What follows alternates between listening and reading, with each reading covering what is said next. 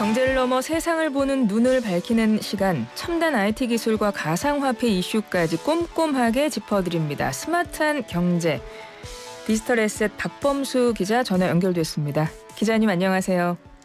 네, 안녕하세요. 네. 디지털 에셋 박범수 기자라고 합니다. 반갑습니다. 네, 반갑습니다. 예, 먼저 국내 소식부터 좀 보죠. 첫 번째 소식은요, KT 소식인데 KT 대표 선출 두고 논란이 일고 있다고 해요. 무슨 내용인가요?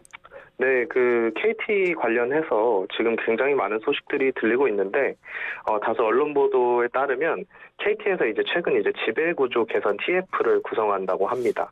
그 이유는 오는 31일에 있을 차기 대표 선출을 위해서 차기 대표 후보자인 윤경림 사장의 요청으로 구성이 됐다고 하는데요. KT 대표직 관련해서 아무래도 최근 여당 측의 반발로 논란이 많이 있었습니다. 그 이유는 여당 의원들과 정부가 윤경림 사장이 KT 이사회의 멤버라는 점 등을 이유로 KT 이사회가 만약에 윤경림 사장을 사장으로 선임을 새롭게 하게 되면 이사회에서 심판에서 선수가 뛰는 격이라면서 자신들만의 리그를 만드는 것이 아니냐, 이런 식으로 해서 지금 강한 반대 의견을 지금 표출하고 있고, 관련해서 그렇게 논란이 있는 걸로 알려졌는데요.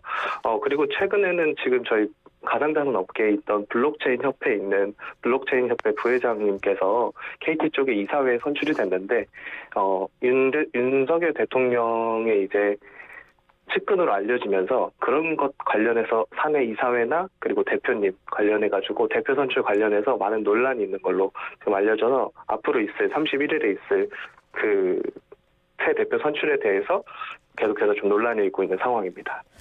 KT가 현재 구현모 대표인데 지금 윤경림 부문장이 차기 대표 후보로 선출이 된 상황인 거죠? KT 이사회에서. 네, 맞습니다. 근데 그게 좀 논란이 있다. 보니까 향후 좀 이 대표들 보니까요, 배임 혐의로 검찰 수사도 앞두고 있고 그런 것 같더라고요.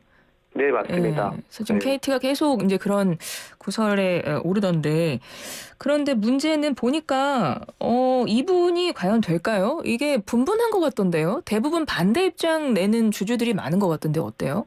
네, 여러 가지 소식이 들려오고 있는데, 소액주주 측에서는 오히려 찬성 의견이 많다. 그런데 대주주 측에서는 반대가 많다라고 해서 어떻게 될지라고 확실히 말씀드리기 좀 어렵고, 앞으로 어떻게 될지를 좀 지켜봐야 되는 상황으로 보입니다. 그렇군요. 알겠습니다. 자, 두 번째는 대형 게임사 넥슨 관련 소식인데요. 넥슨에서 미공개한 신규 개발 프로젝트가 유출이 됐어요? 네네. 여기 지금 넥슨도 현재 표절 관련 이슈로 굉장히 시끄러운데, 넥슨이 표절을 한 것은 아니고 넥슨이 개발 중인 프로젝트를 다른 게임사에서 반출해서 새로운 게임을 만들었다는 내용인데요. 넥슨이 게임 프로젝트를 개발하고 있었는데, 아이언매스라는 곳에서 그 아이디어를 반출해서 다크앤다커라는 게임을 만들었다는 내용입니다. 더 정확히 말씀드리면 다수 언론 보도에 따르면 넥슨에서 P3라는 프로젝트를 개발을 했다고 합니다. 그런데 그 프로젝트에 관련된 정보가 유출이 됐고, 근데 그것과 구조가 거의 유사한 다크앤다커라는 게임이 나왔다는 겁니다. 근데 아이언메이스 측은 이 같은 사실을 전면 부인한 것으로 알려졌고요. 하지만 경기 남부경찰청은 아이언메이스 사무실을 압수수색한 것으로 알려졌습니다. 넥슨이 미공개 신규 개발 프로젝트를 하고 있는데, 지금 말씀하신 아이언메이스는 중소게임사라면서요? 네, 그렇습니다. 근데 거기서 이거를 좀 유출해서 썼다, 이런 입장인 것 같은데, 이것도 지금 양사가 굉장히 팽팽하게 맞서는 것 같던데요, 양측 간 입장이? 네, 맞습니다. 아무래도 넥슨이 대형 게임사이기 때문에 저희가 기존적인 프레임으로 생각했을 때는 대형 게임사가 뭔가 다른 곳에서 IP를 훔치거나 아이디어를 훔치는 경우를 많이 생각할 수 있는데, 이번 같은 경우는 대형 게임사의 프로젝트에 대한 아이디어 정보를 다른 중소게임사에서 유출했다는 의혹이 나타난 거기 때문에 이전과는 조금 다른 양상으로 해석이 될 수 있을 것 같습니다. 근데 이 아이언메이스에 계시는 분들이 예전에 넥슨에서 일하셨던 분들이 창업한 회사인 거 아니에요?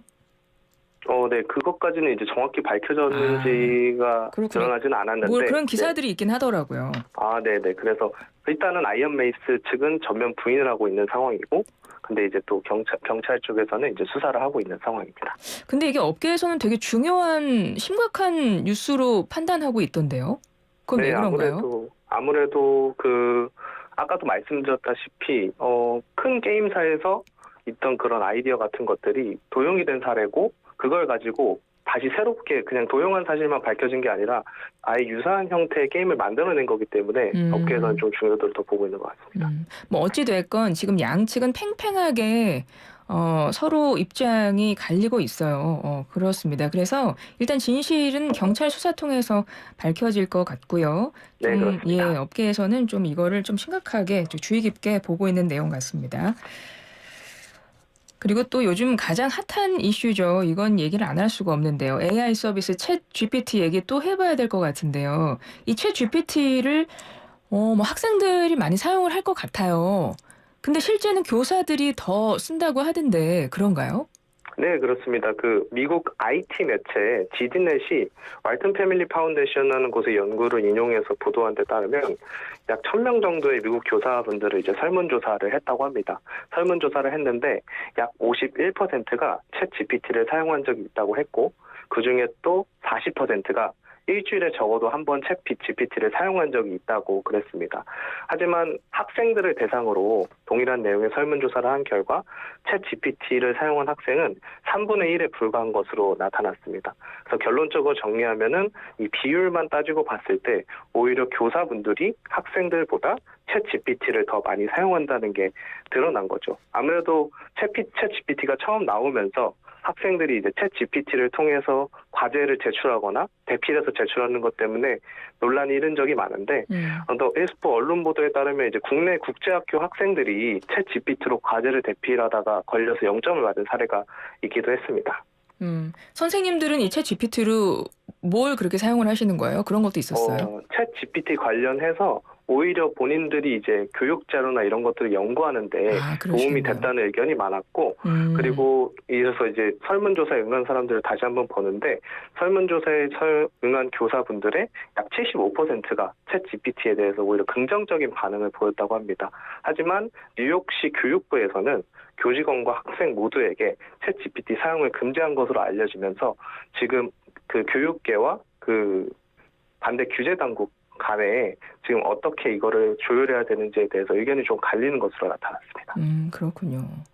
근데 이 AI, 특히 챗 GPT가 향후 교육으로는 많이 쓰일 것 같아요. 학생들도 챗 GPT 통해서 학습을 하게 될 것 같고, 선생님들도 이걸 이용해서 훨씬 더 이제 유용한 학습 자료를 만드실 수 있을 것 같은데, 그래서 이제 앞으로 이제 교육도 그렇고 이 교육뿐만 아니라 우리 일상 전반에 이 AI가 많이 활용이 될 것 같습니다. 그렇다 보니까 정부도 관련 정책 내놓던 것 같더라고요. 이 챗 GPT 대응해서 AI 정책을 냈다고 하던데, 그건 어떤 내용인가요? 네, 맞습니다. 챗 GPT가 이제 크게 인기를 끌면서 AI 열풍이자 정부도 이제 초거대 AI 사업 정책에 대한 방향을 이제 측정을 하겠다고 발표를 했습니다. 다수 언론 보도에 따르면 과학기술부가 3월 중에 AI 산업 정책 방향을 발표할 거라고 합니다. 그리고 디지털 플랫폼 정보위원회도 AI 기술을 복지나 재난같이 이 현재 사회에서 현안이 되는 문제 해결에 활용하기 위한 이제 프로젝트를 추진한다고 합니다. 그 부분에서 근데 이제 이런 게 보면 이제 개인정보와 관련해서도 또 한쪽으로는 우려가 나올 수 있는데 혹시 그런 거에 대한 내용도 포함이 돼 있던가요?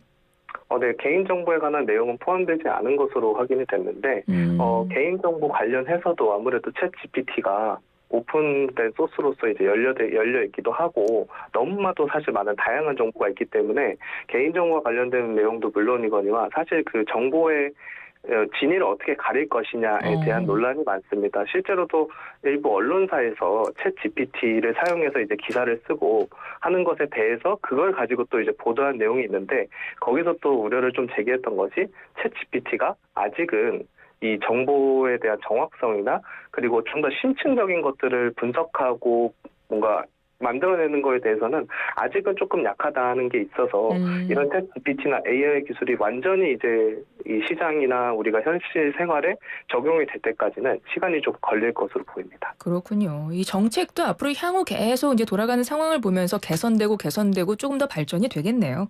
네, 그렇습니다. 예, 자, 이번에는 가상자산 소식으로 한번 넘어가 볼게요.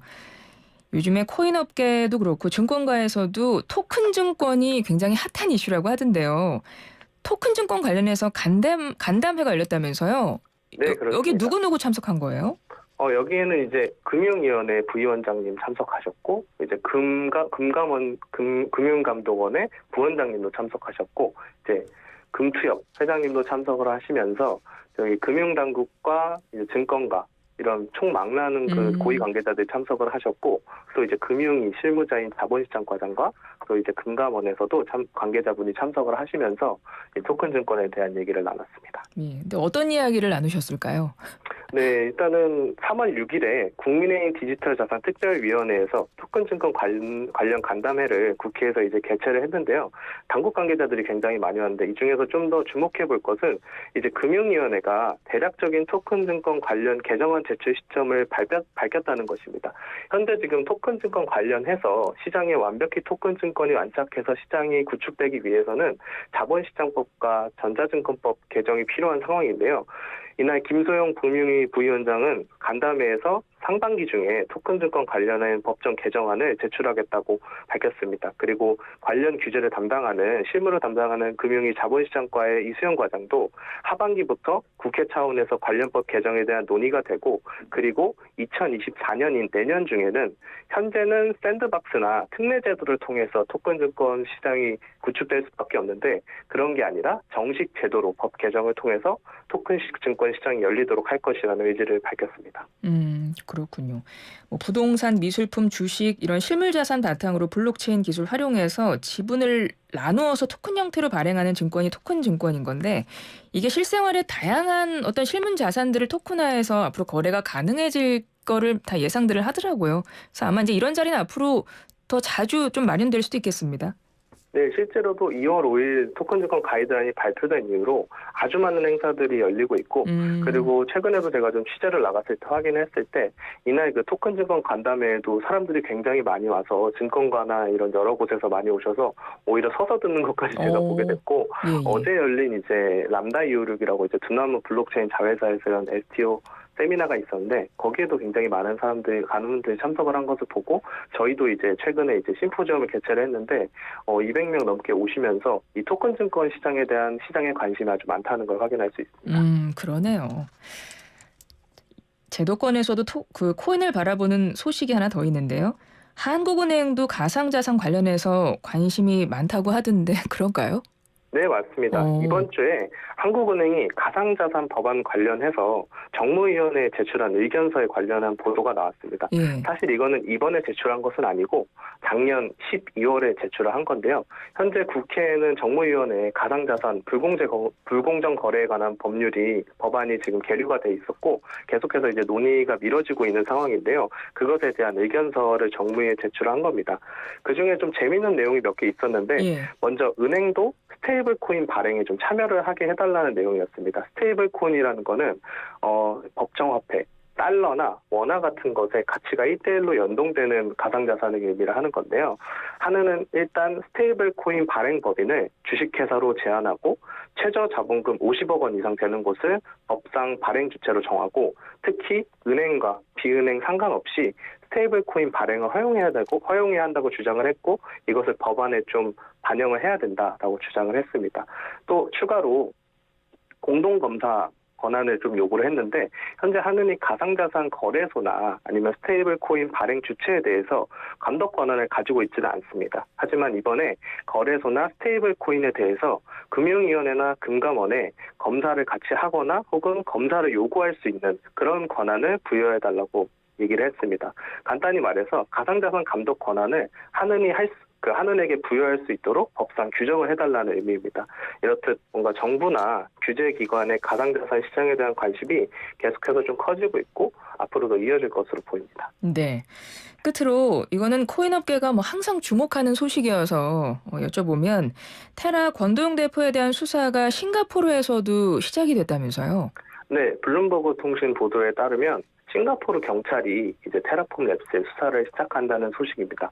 기존에 이제 테라폼 랩스 법인이 한국에도 있었지만 싱가포르에도 있었거든요. 그리고 테라폼 랩스를 지원하는 조직인 루나 파운데이션 가드라는 곳도 싱가포르에 있었고, 그리고 테라폼 랩스의 대표인 권도영 대표도 싱가포르에 거주를 하면서 사업을 좀 이어나갈 걸로 알고 있는데요.